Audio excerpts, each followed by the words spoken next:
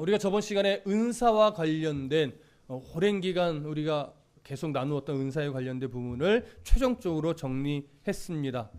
바울은 모든 성도들이 각자 나름대로 하나님이 주신 하나 이상의 은사를 다 가지고 있음을 가르쳤었고, 그 은사를 사용함에 있어서 우열을 나누거나 자랑을 하거나 그걸 가지고 누군가를 판단하거나 그러지 말고 바르게 사용해야 함을 계속 가르쳤습니다. 그러면서 최종적으로 무슨 말씀을 했냐면 품위 있게 그리고 질서 있게 은사를 사용하라고, 그것이 어떤 은사이든 품위 있고 질서 있게 사용하라고 했습니다.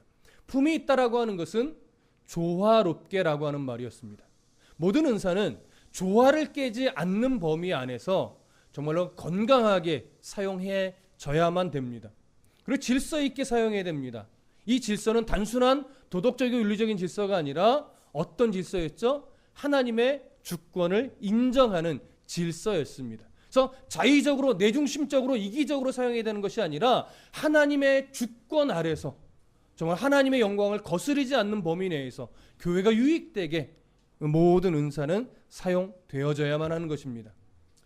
그렇기 때문에 우리 모두 각자가 다 가지고 있는 여러 은사들이 있습니다. 때로는 이게 은사야? 라고 생각되어진다면 그것이 은사일 수도 있습니다. 좀 볼품없이 보일 수도 있겠죠. 하나님 보실 때는 볼품없는 은사는 없는 것이죠. 그런 은사들을 계속해서 바르고 잘 사용하셔서 하나님이 기뻐하시고 교회가 유익이 되고 성도들과의 덕이 세워질 수 있는 이런 일들이 많이 일어나길 소원합니다. 오늘은 15장으로 들어가면서 부활에 관한 이야기를 나누게 됩니다. 그래서 보통 고린도전서 15장을 뭐라고 표현하냐면 부활장이다 이렇게 표현하기도 합니다. 부활에 대한 이야기가 이제 15장에 등장을 하다 보니까 바울이 이제 그리스도의 부활을 강조하는구나 이렇게 생각되실 수 있지만 그리스도의 부활을 이야기하는 것에 있어서 바울의 진짜 초점은 무엇을 말하려고 하냐면 죽은 자의 부활을 강조하는 겁니다. 그리스도의 부활에 초점이 있는 것이 아니라 그 죽은 자의 부활이 있음을 더 확고하게 강조하기 위해서 무엇을 드러내는 거냐면 그리스도의 부활이 얼마나 확실한 것인지 이걸 드러내는 것이죠. 왜 이럴 수밖에 없는지는 이제 차근차근 설명이 되어질 텐데요.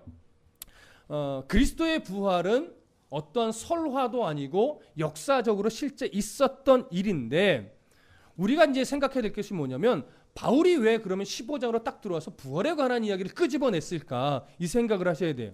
앞에 은사에 대한 이야기를 나눌 때 우리가 내용 중에 어떤 표현들이 있었냐면 모못에 관하여 너희에게 들은 바 뭐 이러면서 그래서 이렇게 하는 것이다 라고 하면서 고린도 교회가 이것은 어떻게 생각하십니까? 물을 때 그것에 대한 답변으로서 계속 서신이 진행되어 왔어요. 거의 전반적으로.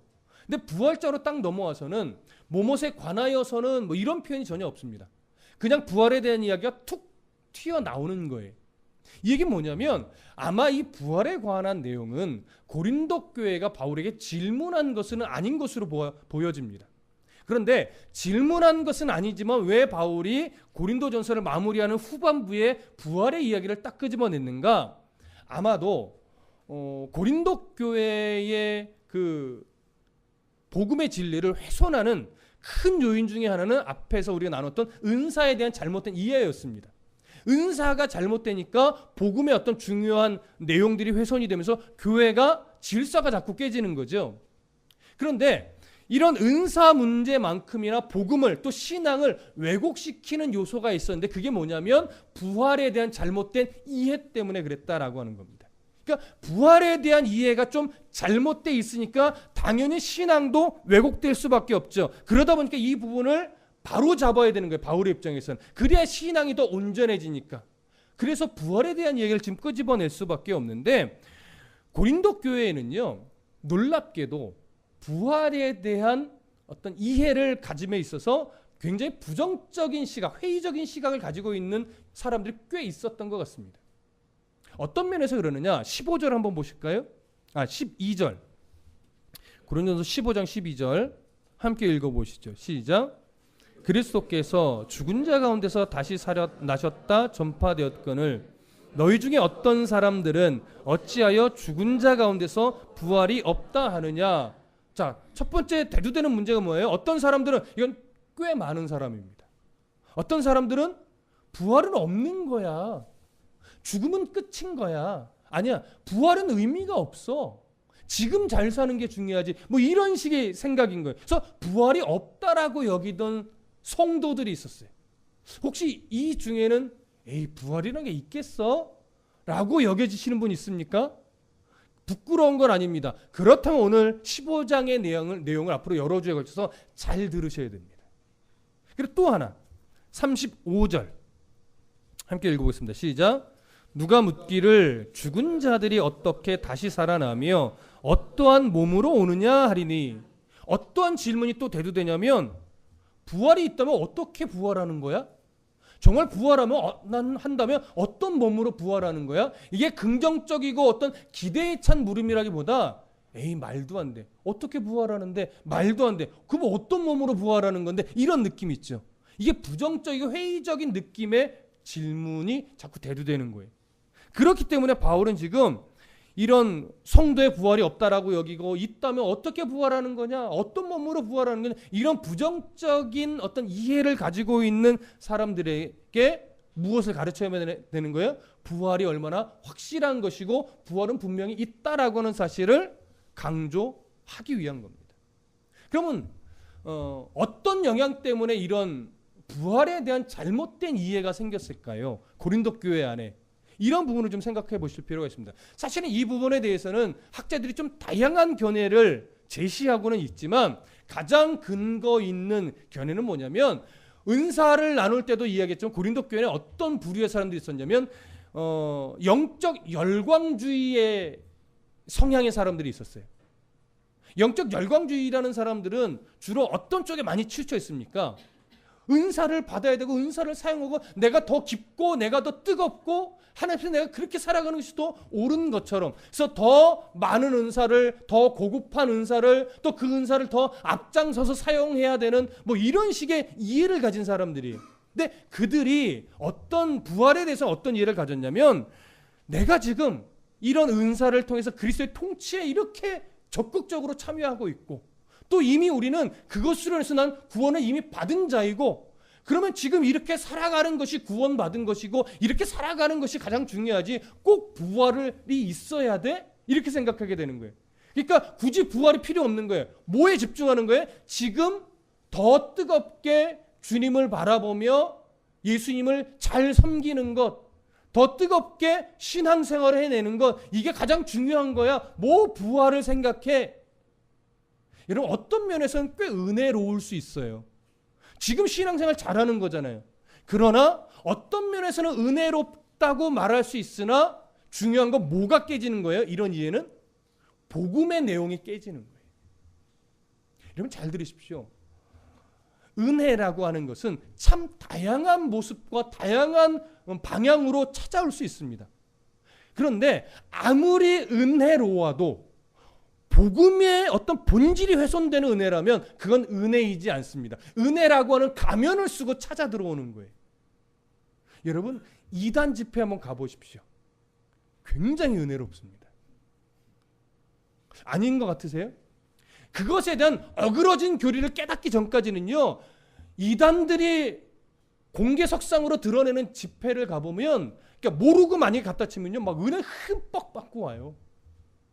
제가 신학교 다닐 때 저희 동기 그때는 말은 전도사님 저보다 나이가 훨씬 많으신 분인데 내가 어제 집회를 갔다 왔는데 정말 은혜 많이 받았어. 그래서 어떤 집회 갔다 오셨는데요? 박옥수 목사 집회인데 우와 구원파 계열이죠. 은혜가 된다니까요. 그런데 뭘 놓친 거예요? 그 은혜에 복음의 본질이 훼손되어 있는가 훼손되어지 않는가를 보지 못한 거예요. 그러니까 우리들의 종교적인 감성을 막 회집어 놓으니까 그게 무엇으로 여겨지는 거예요? 은혜롭다라고 여겨지는 거예요. 은혜는요 가슴의 뜨거움으로만 오는 것이 아니에요. 복음의 본질을 정확하게 이해하고 거기서부터 출발하여 내 죄를 보고 그래서 하나님의 은혜를 소망하게 되고 이런 것들이 진짜 바른 은혜가 되어지는 거죠. 이런 것들을 좀 잊어버리지 마셔야 됩니다. 근데 영적 열광주의자들은 은혜롭기는 한데 복음의 본질의 중요한 부분을 훼손하고 있다는 걸 놓치고 있는 거예요. 그게 뭐예요? 부활에 대한 이해예요. 부활에 대한 이해. 그러니까 이들에게 지금 바울은 뭘 가르쳐야 되냐면 너희들은 지금 현재 예수 믿고 신앙생활하는 이것이 마치 구원의 최종 단계처럼 이해하고 있는데 그렇지 않다 이거예요. 구원은 지금도 우리가 구원을 이루는 거지만 구원은 예수님의 재림 때 최종적으로 완성되는 거야. 이런 이해를 가르쳐야 되는 거예요. 그러려니까 뭘 가르칠 수밖에 없어요? 예수님의 재림의 확실성을 가르칠 수밖에 없죠. 예수님의 재림의 확실성을 가르치려니까 또 그 앞에 뭘 가르쳐야 돼요? 예수님의 부활의 확실성을 가르쳐야 돼요. 예수님의 부활의 확실성을 가르치려다 보니까 그 앞에 뭘 가르쳐야 돼요? 예수님의 죽으심에 대한 확실성을 가르쳐야 되는 거예요. 무슨 말씀 이해되시죠? 그렇기 때문에 지금 이 앞에 1절부터 11절에서는요. 예수님의 죽으심과 부활이 역사적인 사실이라는 것을 가르치면서 복음이 무엇이냐를 한번 확고하게 되짚습니다. 근데 뒤로 넘어가면 이들이 부활에 대해서 오해하고 있는 두 가지에 대해서 바울이 바르게 정리를 해주고 그러면서 마지막 부분에 가서 뭘 가르치냐면 예수 그리스도의 재림 때 이루어질 하나님의 나라에 대한 것을 또 가르칩니다. 이렇게 순서적으로 가야 영적 열광주의자들이 부활은 필요가 없어 의미가 없어라고 주장했던 것들에 대한 잘못된 이해가 정확하게 지적이 되고 이것을 바로 잡을 수 있게 되는 거예요. 그래서 오늘은 이런 부활에 대한 전반적인 이해 속에서 앞에 1절부터 11절에 해당하는 내용을 통해서 예수님의 죽으심과 부활에 대한 확실성 이걸 통해서 복음을 확고하게 세워주는 이 내용을 우리가 오늘 확인해 볼 겁니다. 이해되시죠? 1절을 먼저 한번 보겠습니다. 1절 함께 읽습니다. 시작. 형제들아 내가 너희에게 전한 복음을 너희가 알게 하노니 이는 너희가 받은 것이요 또 그 가운데 선 것이라. 자, 바울이 이렇게 이야기를 시작해요. 내가 너희에게 전한 복음이라는 건 뭐예요? 이미 고린도 교회 성도들은 온전한 복음을 바울을 통해서 받았다라고 하는 것이죠. 그 다음에 뭐라고 말해요? 너희 그 전했던 복음을 너희에게 알게 하노니 이미 전했던 복음의 내용이지만 다시 지금 내가 확고하게 선명하게 다시 가르치겠다 이 얘기를 하는 거예요. 그러면서 이는 내가 왜 이렇게 확고하게 하냐면 너희가 이미 받은 것이기 때문이고 이미 너희는 그 가운데 서 있다. 복음 위에 서 있다. 근데 그 안에 너희들이 복음에 대한 중요한 부분에 대한 이해가 지금 흐트러져 있기 때문에 내가 그것을 선명하게 세워주려는 것이다. 이 얘기를 하는 것이죠. 자, 왜 바울이 이렇게 강조를 하냐면 바울이 처음 이들에게 복음의 메시지를 전할 때 그들은 복음이 가지고 있는 내용을 인정하고 수용했었다라고 하는 거예요.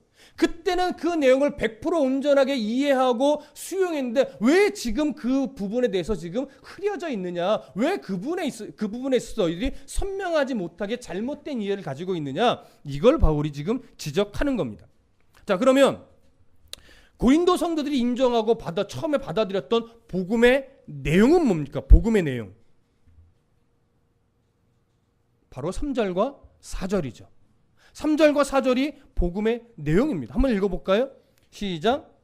내가 받은 것을 먼저 너희에게 전하였노니 이는 성경대로 그리스도께서 우리 죄를 위하여 죽으시고 장사 지낸 바 되셨다가 성경대로 사흘 만에 다시 살아나셨다라고 하는 것. 이것이 복음의 핵심입니다. 이것만이 복음이라는 건 아니지만 이게 복음의 핵심이에요. 예수님은 성경대로 우리 죄를 위하여 십자가에 죽으셨고 장사 지내셨고 3일 만에 다시 살아나셨어요. 이게 복음의 핵심이에요. 이 사실을 고린도교 성도들은 인정하고 받아들였었다라고 하는 거예요. 그런데 이 부활의 내용을 정확하게 받아들였음에도 불구하고 지금 영적 열광주의자들의 영향으로 인해 부활에 대한 이해가 또 흐려져 있는 거죠. 이 부분을 바울은 지금 바로 잡으려고 하는 건데 2절을 좀 보시죠. 함께 읽습니다. 시작. 너희가 만일 내가 전한 그 말을 굳게 지키고 헛되이 믿지 아니하였으면 그로 말미암아 구원을 받으리라. 굉장히 중요한 부분입니다. 구원에는 우리가 상식적으로 알고 있듯이 세 가지 시제가 있어요. 구원은 이미 우리에게 주어졌어요. 이미 받았어요. 근데 구원은 지금 우리가 받고 있어요. 현재적으로. 근데 구원은 미래에 완성되어질 거예요. 어떤 의미입니까? 예수 그리스도의 그 복음을 인정하고 수용하여 예수님을 나의 주 나의 하나님으로 영접했다면 그 사람은 이미 구원을 받은 거예요. 이미 신분이 바뀌었어요. 하나님의 자녀의 신분으로. 죄의 종로로 타는 자가 아닙니다. 의의 자녀입니다. 근데 의의 자녀로서 현재 구원을 받고 있다라고 하는 건 뭐예요? 구원받은 백성으로서의 신분답게 살아가는 싸움. 이것을 성화적 구원이라고 하는데, 구원을 잃어버렸다 이게 아니라 조건으로서가 아니라 예수를 믿어 구원받은 백성답게 살아가는 삶의 흔적이 있어서 예수님의 성품을 닮아가야 된다라고 하는 차원의 현재적 구원입니다. 지금 우리는 그 훈련의 과정에 있는 거죠. 그리고서 구원은 미래에 완성될 겁니다. 어떻게요? 예수님의 재림 때 주님이 예비하신 새하늘과 새 땅에 우리가 가게 되는 완성된 하나님의 나라. 이미 우리는 그 자격자로서 그때 들어가게 되는 거죠. 지금은 하나님의 나라를 살아가지고 완성된 하나님의 나라에 들어간 건 아니란 말이에요. 그래서 그런 차원에서 세 가지 시제가 있는데, 영적 열광주의자들은 이 세 가지 시제 중에 뭐만 붙드는 거예요? 첫 번째만 붙드는 거예요. 이미 구원받았다. 그러니까 뒤는 상관이 없어. 지금 구원받은 백성으로 내가 살면 그게 전부야. 이렇게 되는 거죠. 그래서 바울이 이렇게 말하는 거예요. 만일 내가 전한 그 말을 굳게 지키고, 이거 복음의 내용이죠. 예수님 우리 죄를 위해서 죽으셨고 장사 지내셨고 3일 만에 다시 살아나셨다라고 하는 이 복음의 핵심 내용을 굳게 지키고 헛되이 믿지 않았으면, 한 내용이라도 소홀히 여기지 않았으면 그로 말미암아 구원을 받으리라. 자, 구원을 받으리라는 것이 현재형입니다. 그러니까 구원이 지금도 진행되고 있다는 얘기예요. 무슨 말이에요? 그 영적 열광주의자들이 마치 더 이상 부활이 필요 없다. 구원은 지금 최종적인 단계에 와 있다라고 하는 잘못된 이해를 깨트리는 거죠. 구원은 지금 최종 단계가 아니다. 구원은 미래의 최종 단계까지 가야 된다. 언제? 예수의 재림 때 완성되는 거다. 이걸 가르치는 거죠. 그때까지 뭘 놓치지 않으면 복음, 내가 전한 그 말을 굳게 지키고 헛되이 믿지 아니하였으면 그 최종 단계에 이르렀을 때 우리는 구원 받게 될 것이다. 최종적인 하나님의 나라에 들어가게 될 것이다. 이 얘기를 하는 거죠. 근데 여기서 우리가 한 가지 오해하지 말아야 될 것이 뭐냐면, 지금 바울이 2절에서 말하고 있는 내가 전한 말을 굳게 지키고 헛되이 믿지 아니하였으면이라는 것이 미래의 하나님 나라에 완성될 하나님 나라에 들어가는 조건으로서 제시되는 건 아니에요. 그렇게 되면 구원의 어떤 교리가 깨집니다. 이거는 구원의 조건으로서 제시되는 것이 아니라 구원받은 백성이라면 마땅히 그 사람의 삶의 역사 속에서 어떤 흔적이 일어날 수밖에 없느냐? 복음을 굳게 지키고 헛되이 믿지 않는 흔적들이 일어날 수밖에 없다 이거예요. 이것이 어떤 문맥과 매치가 되냐면, 여러분 마태복음으로 한번 가보시죠. 마태복음 7장.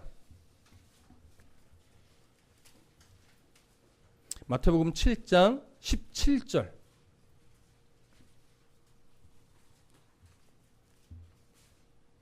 찾으셨으면 함께 읽겠습니다. 마태복음 7장 17절 시작. 이와 같이 좋은 나무마다 아름다운 열매를 맺고 못된 나무가 나쁜 열매를 맺나니. 자, 좋은 나무마다 무슨 열매를 맺어요? 아름다운 열매를 맺어요. 나쁜 나무마다 무슨 열매를 맺어요? 나쁜 열매를 맺어요. 자, 그러면 이 17절의 교훈이, 그러니까 여러분 좋은 열매를 맺으십시오, 이게 교훈일까요? 아니요. 이건 좋은 열매를 맺어야 합니다의 교훈이 아니에요. 여러분이 좋은 나무라면 여러분들의 인생 속에서 무슨 열매를 맺을 수밖에 없다? 좋은 열매를 맺을 수밖에 없다지, 좋은 열매를 맺어야 합니다가 아니란 말이에요. 그러니까 삶의 흔적 속에서 나타나는 열매의 내 흔적들을 보면 좋은 나무구나, 나쁜 나무구나, 이걸 안다는 거예요. 다시 신앙 쪽으로 들어가면 구원받은 백성이라면 구원받은 백성의 삶에 나타나는 좋은 구원받은 백성으로서의 흔적이 나타날 수밖에 없다 이거예요. 아무리 말만 그럴싸하고 아무리 교회를 다니고 아무리 직분자이고 때로는 아무리 목회자라 할지라도 그 인생 역사 속에 나타나는 흔적이 구원받은 백성으로서의 흔적이 아니라면 그 사람은 구원받은 백성이 아닐 수도 있다는 얘기예요. 그래서 열매로 보아 그 나무를 안다라고 하는 거예요. 그래서 이거는 예수 믿는 사람이 좋은 열매를 맺어야 됩니다. 이 강조점이 아니란 말이죠. 자, 한 구절 더 볼까요? 지금 읽으신 마태복음 7장 21절. 어떤 열매냐 그러면 그 좋은 열매라고 하는 것은 그 부분인데 21절 읽어봅니다. 시작. 나더러 주여 주여 하는 자마다 천국에 들어갈 것이 아니요 다만 하늘에 계신 내 아버지의 뜻대로 행하는 자라야 들어가리라. 뭐가 좋은 열매예요? 뭘 하는 자가 지금 얘기하는 것이 아니라 아버지의 뜻대로 살아가려고 하는 몸부림의 흔적이 있느냐라고 하는 거예요. 넘어지면 안 된다가 아니에요. 실수하면 안 된다가 아니에요. 완벽한 그리스도인이 되어야 한다, 이걸 말하는 것이 아니에요. 약할 때 강함 되시는 하나님을 드러내듯이 내 인생 속에 수많은 넘어짐과 연약함과 실수투성인 우리의 인생 속에서 그 실수를 부끄러워할 줄 알고 하나님 앞에 잘못했을 때 하나님 앞에 회개할 줄 아는 심령을 가지고 어떻게 하면 내가 좀 더 그리스도인답게 살 수 있을까에 대한 고민과 기도와 애씀의 중심들, 흔적들, 그걸 갖고 살아가는 성도냐라고 하는 것이지.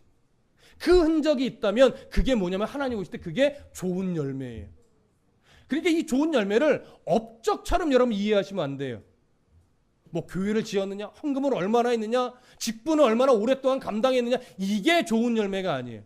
여러분의 중심으로 들어가서 하나님의 자녀이기 때문에 기꺼이 안타깝지만 포기할 거 포기할 줄 알고, 붙잡을 거 붙잡을 줄 알고, 회개할 줄 알고, 슬퍼할 줄 알고, 내 가슴을 치며 막 애통해할 줄 알고, 이런 상태, 이런 심령을 가지고 있는 것, 이게 하나님 보시는 아름다운 열매라고요. 이런 열매가 누구한테만 일어날 수밖에 없어요? 구원받은 백성 아니면 일어날 수가 없어. 말이 맞나요 지금? 구원받은 백성이기 때문에 나타나는 마음의 상태란 말이에요. 마음의 상태. 구원받은 백성도 아니고 하나님을 바르게 믿지 않는 백성이라면요, 이런 내가 그리스도인답지 못하게 말하고 생각하고 행동하는 것 때문에 속상해하고 아파하고 잠 못 자고 이러지 않아요. 어떤 것 때문에 안타까워할까요? 구원받지 않은 백성이라면 이번에 기도해가지고 그 일이 이루어져야 되는데 내 기도가 부족한가? 왜 하나님은 왜 그걸 안 들어주시는 거야? 이 사업 이번에 대박 나면 내가 헌금도 많이 할 텐데, 이런 것 때문에 고민하고 안 되는 것 때문에, 없는 것 때문에, 뭔가 소망을 이루고 싶어서 이런 것 때문에 기도하면 전전긍긍은 하지만 그리스도인답지 않은 표정 지은 거 하나 때문에 하나님이 어떡하지요? 혹여나 나 때문에 저 사람이 교회에 대해서, 교회 다니는 성도에 대해서 잘못된 이해를 가졌으면 어떡하죠? 그것 때문에 막 안타까워하는 심령. 누가 보면 에이 뭘 그런 것까지 그래 라고 말할 수 있겠지만, 그런 그리스도인의 심령을 가지고 있는 흔적, 이게 바로 좋은 열매란 말이에요. 이건 구원받지 않은 백성이라면, 예수님을 나의 주 나의 하나님으로 믿는 백성이 아니라면 가질 수 없는 마음이에요. 이게 좋은 열매예요. 이게 좋은 열매. 하나님은요 그걸 바라보시는 거예요. 그것이 바로 오늘 다시 본문으로 돌아오셔서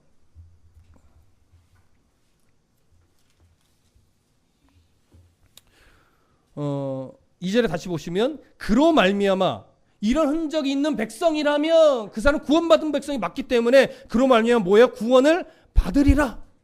그리스도의 재림 때 구원의 백성으로서 하나님의 나라를 유업으로 받는 자가 분명하다 이거예요. 그런 사람이라면. 근데 그런 것이 없다면, 그런 흔적이 없다면, 아무리 은사를 많이 가지고 있고 교회 직분을 오래 했고 아무리 헌금을 많이 했어도 그 사람은 하나님의 나라를 유업으로 받지 못할 수도 있다라고 하는 것을 지금 바울이 강조하는 겁니다. 그렇다면 보십시오. 자, 2절에 내가 전한 말을 굳게 지킨다고 할 때 왜 이 표현했냐면, 지금 영적 열광주의자들은 바울이 전했던 그 복음을 굳게 지켜낸 거예요? 굳게 지켜내지 못한 거예요? 굳게 지켜내지 못한 거죠. 무엇 때문에?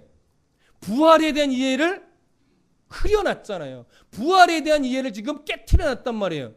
처음에는 부활에 대한 내용까지 다 수용하여 아멘으로 받고 예수를 믿겠다고 하는데, 흔적을 보니까 뭘 완전히 깨트려놨어요? 부활에 대한 이해를 깨트려놨어요. 그러니까 내가 전한 그 말을, 복음을 굳게 지켜내지 못한 거예요. 그러니까 헛되이 믿은 거란 말이죠. 그래서 지금 그렇다면 너희들이 이 헛되이 믿은 것을 인정하지 못하고 자꾸 그것이 옳다고 주장하여 그리스도인다운 아름다운 열매의 흔적을 끝내 만들어내지 못한다면 너희는 구원을 받지 못할 수도 있다라고 하는 것이죠. 무슨 말씀인지 알겠습니까? 그래서 이것은 인생의 전반적인 역사를 봐야 돼요. 어떨 때는 우리의 신앙이 연약해져서 10년, 20년, 수십 년을 이런 안타까움을 갖지 못하고 마치 나쁜 열매처럼 살 수도 있어요. 근데 좋은 나무라면요, 그 기간이 길어졌다 할지라도 끝내 복음 앞에 들어와서 이런 흔적을 가진 성도로 끝내 돼요. 끝내. 그러면 그 사람은 하나님의 나라를 유업으로 받는 성도임에 틀림이 없는 겁니다. 그래서 지금 이런 말씀이 선포되어질 때 내게 주신 말씀이구나, 아멘으로 수용하고 있다면 그 사람은 분명합니다.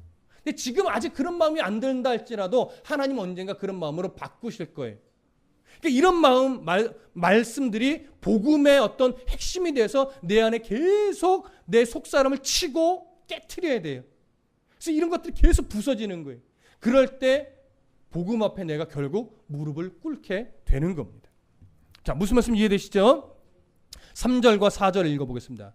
이제 복음의 내용으로 바울이 들어갑니다. 시작. 내가 받은 것을 먼저 너희에게 전하였노니 너는 성경대로 그리스도께서 우리 죄를 위하여 죽으시고 장사 지낸 바 되셨다가 사흘 만에 다시 살아나사. 자, 바울은 고린도 교회의 성도들에게 이제 다시 복음의 내용을 전하면서 내용을 더 확실하게 선명하게 이제 설명을 하려고 하는 건데, 바울은 먼저 자신이 받은 복음을 너희에게 전한다라고 말합니다. 전하였다라고 말합니다. 바울은 누구에게 복음을 받았을까요? 바울은 갈라디아서 1장 11절과 12절을 보시면 형제들아 내가 너희에게 알게 하노니 내가 전한 복음은 사람의 뜻을 따라 된 것이 아니니라. 이는 내가 사람에게서 받은 것도 아니요 배운 것도 아니요 오직 예수 그리스도의 계시로 말미암은 것이라.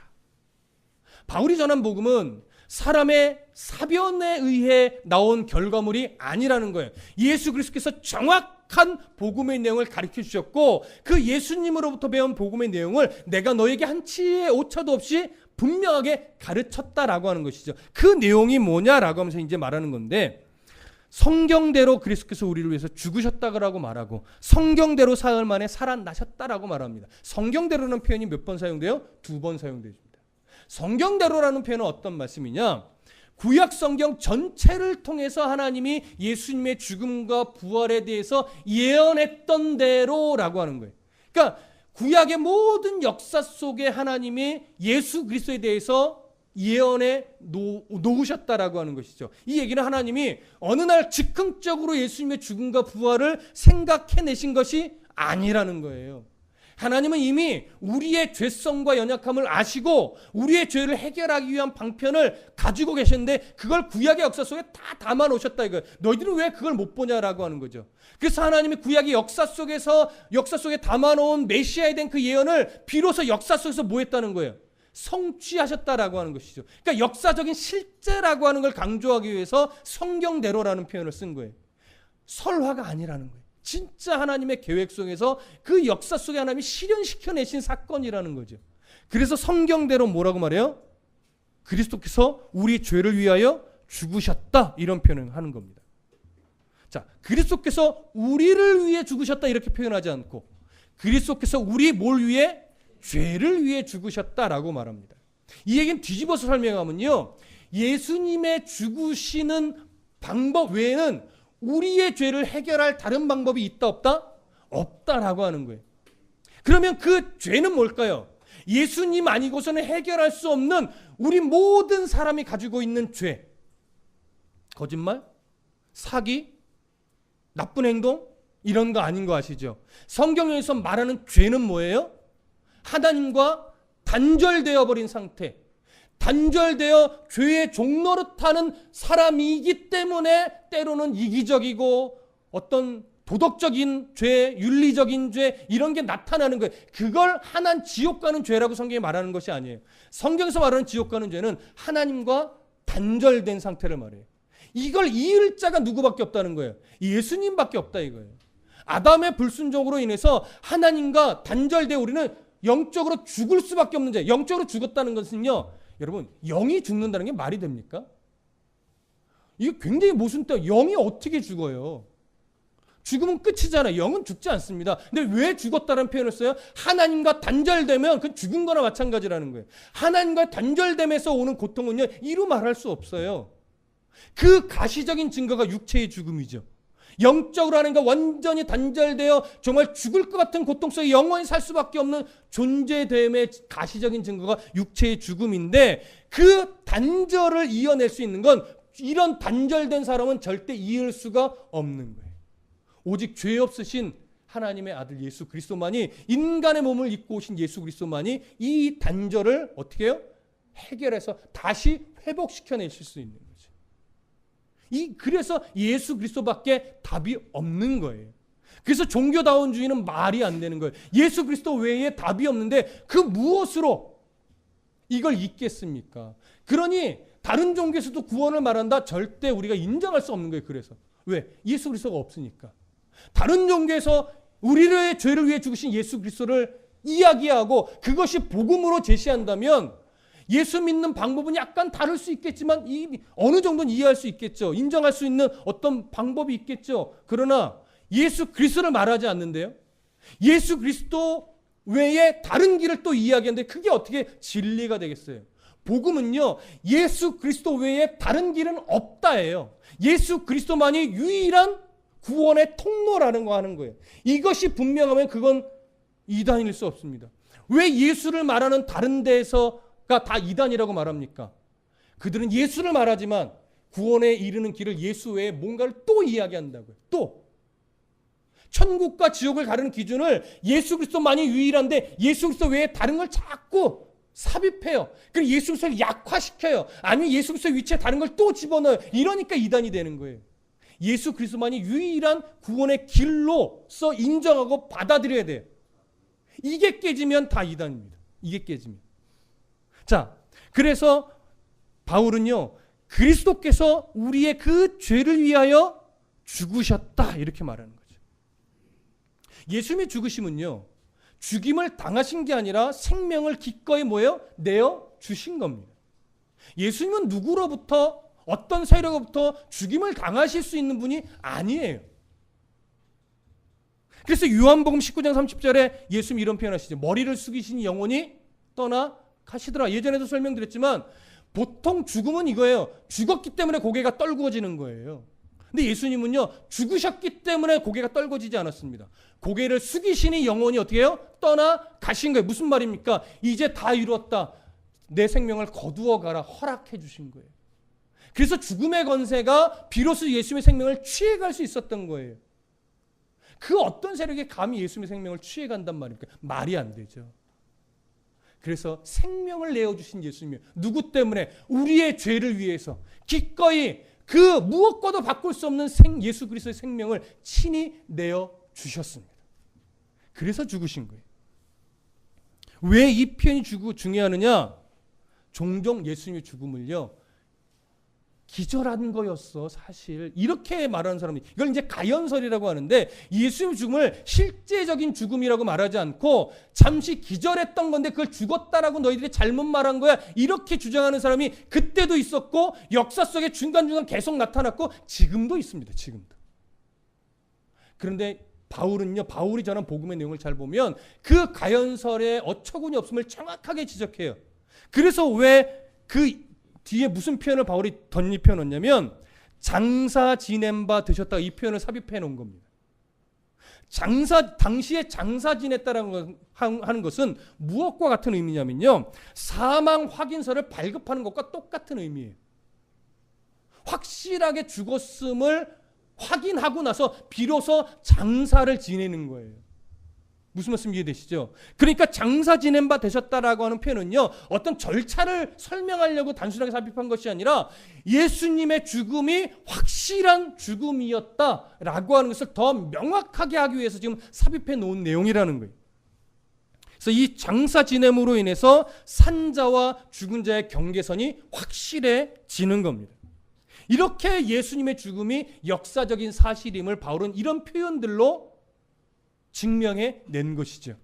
예수 그리스도의 죽음이 역사적인 사실로 증명됐다면 이제 무엇이 남았습니까? 예수님의 부활이 역사적인 사실이라는 것을 증명해 내는 것, 이 부분이 이제 남은 거예요. 예수의 죽음이 역사적인 사실이라면 부활도 역사적인 사실일 수밖에 없지만 말이죠. 좀 이어가 보시죠. 4절 중간 이후에 이제 이렇게 표현합니다. 성경대로, 또 똑같은 표현이죠. 성경대로 사흘 만에 다시 살아나사. 왜 사흘이라는 표현을 썼느냐? 당시의 사흘이란 이 3일은요, 사람이 한 번 죽으면 다시 살아날 수 없는 기간으로 보통 인정되던 날수이기도 합니다. 3일 동안 죽었다가, 이거 혼수 상태는 다른 겁니다. 진짜 죽은 사람이 3일이 지나면 이건 다시 살아날 수 있는 가능성이 없다라고 여겨지던 그런 날짜예요. 그래서 사흘이란 시간을 표현한 이유는 예수님의 죽으심과 그 부활의 이 사건이 진짜 사실이라는 걸 드러내는, 강조하는 표현이 되는 거예요. 그래서 앞에서 언급한 대로 기절했다가 다시 살아나신 것이 아니다라고 하는 것을 여기에 더 강조적으로 표현한 것이죠. 그럼 예수님은 진짜 죽으셨는데 3일 만에 다시 살아나셨어요. 성경을 보니까요, 이게 수동태적으로 쓰여져 있습니다. 예수님의 살아나심은 스스로 살아나신 것이 아니라 하나님께서 성령을 통하여 살려내신 거예요. 그럼 예수님은 스스로 죽음의 권세를 깨고 살아나실 능력이 없으셨을까요? 아니요, 있으시죠. 그럼에도 불구하고 왜 성부 하나님이 성령을 통해서 살려내시도록 기다렸냐면, 이게 바로 어떤 성부 하나님의 작정하심에 적극적으로 순종하시는 내용인 거예요. 그래서 하나님이 성령을 통하여 살려내십니다. 이것이 로마서 8장 11절에 나와 있는 내용입니다. 그렇게 해서 성부 하나님의 이끄심에 따라 예수님은 살아나셨습니다. 그 다음 이제 중요한 표현이 이제 나오는데 5절과 6절, 5절부터 8절 다 같이 읽어보겠습니다. 시작. 개화에게 보이시고 후에 12 제자에게와 그 후에 500여 형제에게 일시에 보이셨나니 그 중에 지금까지 대다수는 살아있고 어떤 사람은 잠들었으며 그 후에 야고보에게 보이셨으며 그 후에 모든 사도에게와 맨 나중에 만삭되지 못하여 난 자 같은 내게도 보이셨느니라. 자, 이 네 구절 중에 반복적으로 사용된 표현이 있습니다. 뭘까요? 보이셨다라고 하는 것이죠. 보이셨다라고 하는 걸 지금 강조하는 거예요. 여기서 말하는 보이셨다라고 하는 이 표현은요, 단순하게 눈으로 봤다라는 차원을 조금 더 넘어서서 아주 주의 깊게 관찰하여 봤다라고 하는 거예요. 집중해서 관찰하여 봤다라고 하는 거예요. 왜 이런 표현을 쓰고 있냐면, 이 사람들은요, 부활하신 예수님의 어떤 그 환영을 본 것이 아니라 실제적인 부활하신 육체, 그걸 명확하게 봤다라고 하는 것을 드러내려고 하는 거예요. 성경 곳곳에 예수님의 부활하심을 만나서 본 사람들의 이야기를 종합해 보면 예수님과 대화했고요, 또 예수의 말씀을 들었고요, 예수님을 보았고요, 또 만져보기도 했고요, 같이 식사하기도 했습니다. 이런 것들을 종합해 보면 예수님의 환영을 본 게 아니죠. 실제 부활하신 그 육체를 대면하여 보고 대화하고 만져보고 이야기하고 식사하고 이랬다라고 하는 거예요. 그러면서 예수님의 부활의 확실성을 더 강조하기 위해서 어떤 표현을 하나 우리가 주목해 보실 필요가 있냐면 6절에 이렇게 돼 있어요. 그 후에 500여 형제에게 일시에 보이셨다, 이렇게 말하죠. 500여 형제라는 것은 500명이 넘는 이라는 의미입니다. 500명이 넘는 사람에게 일시에 보이셨대. 이게 성경에 어떤 사건을 말하는지는 명확하게 알 수는 없지만 아마도 어느 야산 같은 데서 500여 형제에게 일시에 보이신 이런 일들이 있었던 것 같아요. 그래서 일시에 보이셨는데 이제 뭐라고 말하냐면 그 중에 지금까지 대다수는 어떻게 돼 있대요? 살아있대요. 왜 이 표현이 중요하느냐? 어떤 역사적인 사건을 규명함에 있어서 가장 중요한 건 뭡니까? 그 사건의 대상자가 살아있어 해내는 증언이 중요한 거죠. 그래서 위안부 문제도 중요한 건 뭐예요? 그 당사자가 살아있는데 무슨 소리 하는 거냐, 이렇게 되는 거죠. 그래서 그것이 역사적인 사실임을 우리는 알게 됐고, 근데 일본은 자꾸 그걸 다른 방향으로 덮으려고 하는 거고, 아마도 위안부 그 문제가 그들이 다 죽고 이제 어떻게 규명할 수 없을 때까지 그들은 질질 끌겠죠. 바울이 왜 이런 표현을 해요? 예수님의 부활을 규명하려면 이 증인들이 얼마든지 지금 와서 다 증언할 수 있다, 이 얘기예요. 이 증언할 수 있다는 게 어떤 효력을 발생하는 거예요?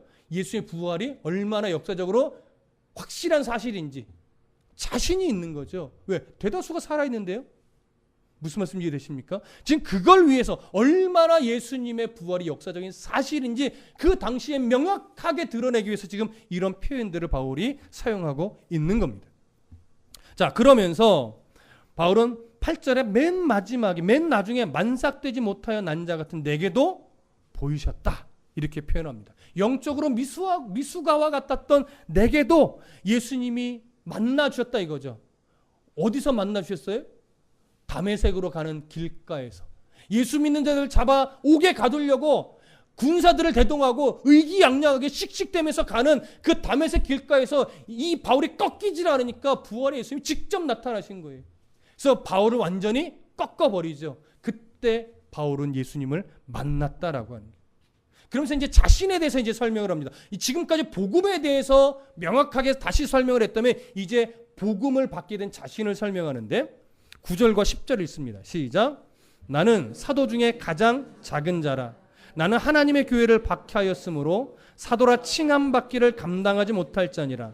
그러나 내가 나된 것은 하나님의 은혜로 된 것이니 내게 주신 그의 은혜가 헛되지 아니하여 내가 모든 사도보다 더 많이 수고하였으나 내가 한 것이 아니요 오직 나와 함께 하신 하나님의 은혜로라. 바울은 자신을 사도 중에 가장 작은 자라고 말합니다. 왜 가장 작은 자일 수밖에 없어요?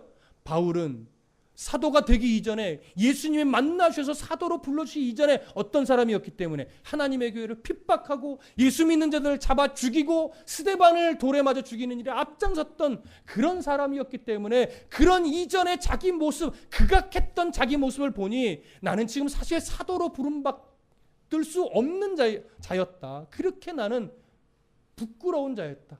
근데 하나님이 이런 나를 사도로 불러내셨기 때문에 내가 어쩔 수 없이 감사함으로 사도의 일을 직분을 감당했는데 그 은혜가 너무 커서 나는 사도의 일을 대충 감당할 수 없었다. 어떤 사도보다도 나는 내게 주신 이 사명을 나는 최선을 다해서 감당해냈다라고 하는 거죠. 어떤 사도로? 이방인의 사도로. 이방 땅을 다니며 복음을 전하고 그 이방 땅의 교회를 세워내는 그 일에 나는 어떤 사도보다도 최선을 다했다 이거예요. 왜 다할 수밖에 없어요? 자신의 지난날의 과거가 너무나 부끄럽고 너무나 죄스러웠기 때문에 지금 그 은혜를 갚기 위해 갚을 수 없지만 그 은혜를 갚기 위해서는 내가 이 사도의 사명을 최선을 다해 감당할 수밖에 없었다라고 하는 거죠. 그 차원에서 10절에 그 말하는 거예요. 그의 은혜가 헛되지 아니하여 내가 모든 사도보다 더 많이 수고하였으나 이 표현하는 거예요. 이건 교만을 하거나 자랑하려고 하는 표현이 아닙니다. 뭘 드러내려고 하는 거예요? 내가 왜 이렇게 변할 수밖에 없었는지 그걸 이야기하는 거예요. 그래서 내가 한 것이 아니요 오직 나와 함께 하신 하나님의 은혜로다. 자, 바울이 이 표현에는요. 결국 이걸 말하고 싶은 거예요. 나 같은 사람이 왜 이렇게 변했는지 좀 생각해 봐라 이거예요. 나같이 하나님의 교회를 핍박하고 나같이 예수 믿는 자를 잡아 죽이는 일에 앞장서는데 유명했던 내가 이렇게 바뀌어서 복음을 위해 누구보다도 헌신적으로 살았다면 그 복음이 진리가 아니겠느냐? 이 얘기를 하는 거죠. 그 복음의 내용이 뭐냐? 앞에서 얘기했던 예수님 우리 죄를 위해서 성경대로 죽으셨고 장사 지내셨고 3일 만에 다시 살아나셨고 제자들에게 실제로 보이셨던 이 사건, 이게 복음의 진리이기 때문에 나는 그것을 전하기 위해 최선을 다해 지금까지 살았고 나의 변화를 보면 너희들이 이것이 진리라는 걸 알지 않겠느냐라고 하는 것이죠. 그래서 바울이 지금 복음을 이렇게 설명하는 겁니다. 그러니 예수 그리스도의 죽음과 부활이 역사적인 사실이 아니라면 바울이 이렇게 삶을 살았을 리가 없겠지요. 그래서 우리도 오늘날 이 증인들은 다 죽었지만 오늘날 우리는 어떤 증인이 돼요? 내가 살아가는 모습을 보세요. 예수님이 정말 죽고 사시지 않았으면 내가 이렇게 살 수 있겠습니까? 라고 하는 어떤 성도로서의 삶의 증인들이 되셔야 되는 거예요. 그러니 삶의 변화가 없다면 여러분 삶에 그리스도인다 예수 믿고 변화된 흔적이 없다면 우리는 증인으로서 살아낼 수 없는 거예요. 말만 복음을 전하는 건 의미 없잖아요. 복음을 전한 자로서의 변화된 삶, 고난과 역경을 견디어내는 그 다른 모습, 아무리 많은 것이 주어졌어도 교만하지 않으려고 하는 그 변화된 모습, 이런 것들이 우리 삶에 나타나야 돼. 그래서 누군가 물어볼 때 나를 봐요. 내가 어떻게 살고 있는지를 봐요. 라고 우리가 말할 수 있는 수준까지 되도록 노력해야죠. 그 몸부림이 바로 좋은 열매예요. 그 몸부림이. 그 몸부림이 없으면 안 됩니다. 이제 바울이 결론적으로 말합니다. 11절 함께 읽겠습니다. 시작. 그러므로 나나 그들이나 이같이 전파하매 너희도 이같이 믿었느니라. 나나 그들이나 바울이나 또 그렇게 예수님의 부활을 보았던 그 수많은 사람들이나 다 어떻게 했다는 거예요? 똑같은 복음을 전하며 살았고 똑같은 복음을 드러내는 삶을 살았다라고 하는 것이죠. 그러니 그들이 믿고 전했던 그 복음, 나도 너희에게 동일하게 전했고 나도 믿고 있고 너희도 받아들였었으니 이제 부활에 대한 그 이해를 흐렸던 것을 다시 정리하여 바른 이해 속에서 복음에 대한 확고한 분명한 이해 속에서 소망을 가지고 다시 삶을 살아내라. 바울이 바로 오늘 이 부분을 강조하는 겁니다. 너희도 그 복음을 믿었었다 이거죠.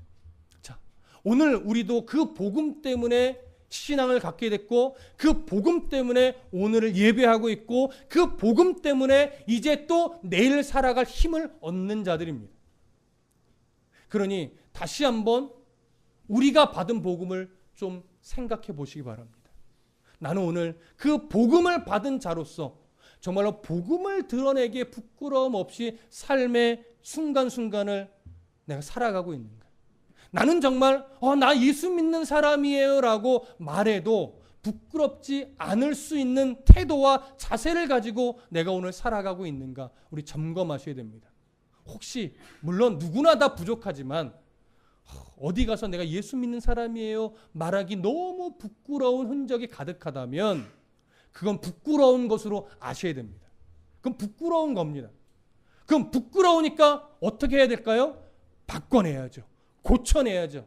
그 싸움을 꼭 해내셔야 됩니다. 그렇다면 여러분들은 정말 복음을 받은 자이고 그 복음으로 인해 구원 받고 있는 중이고 그 복음으로 인해 완성될 예수님이 재림하실 그날 하나님의 나라의 구원의 백성으로 들어가실 자가 분명합니다. 이 소망을 잃어버리지 않기를 간절히 소망합니다.